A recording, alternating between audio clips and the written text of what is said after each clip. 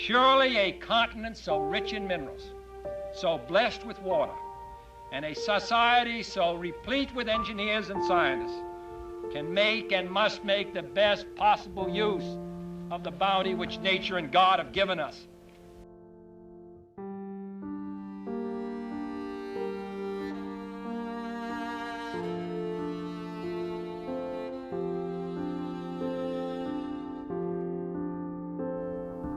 There were 6 dams, these mega dams.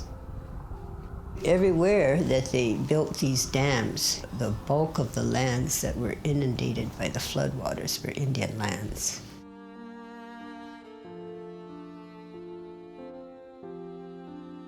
Down under that water, you see where that pickup is? Down under there is where I used to live, where I was born, where I came to the earth. You know, there's just a few pictures and some dusty old memories fading.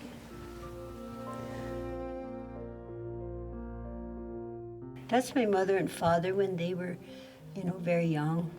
My father, Frank Ducheneaux, was the chairman of the tribe there and a leader among the people. And it was hard when they were doing the negotiations for the Oahe Dam because we didn't get to see much of them.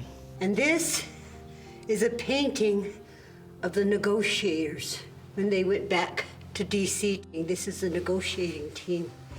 And this is my father.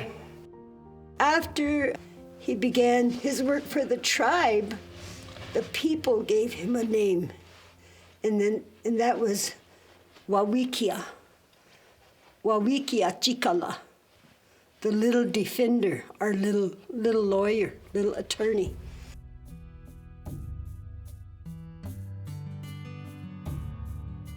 My father had begun the negotiations with a somber note, and he said that, this is not a happy occasion.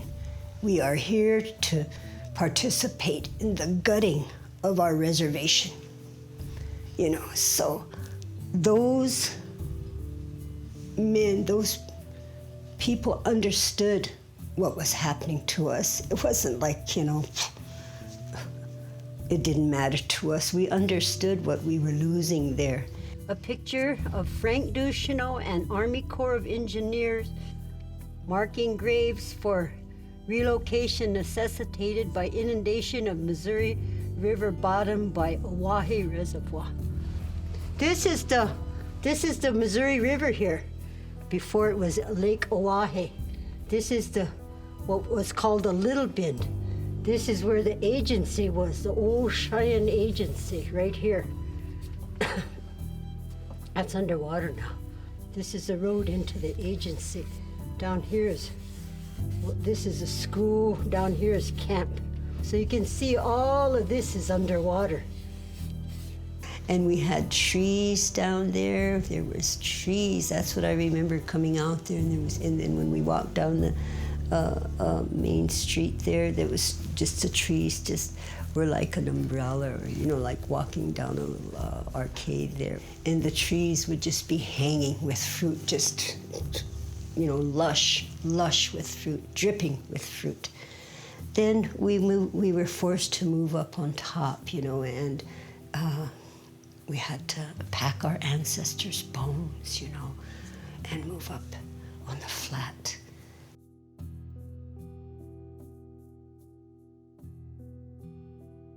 And this is my dad walking. They were, out looking at the lands before the flood.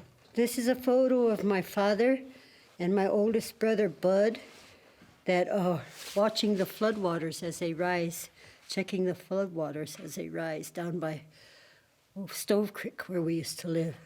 That was our home. That was our home, and that was our way of life.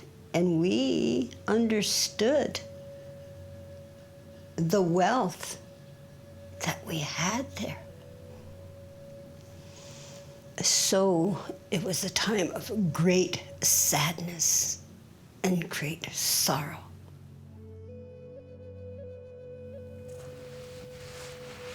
And now we're up here on the flat. It's hard. It's a hard existence up here. The weather's very severe up here. When we were down in the valley, it seemed, gentle. The weather wasn't so bad.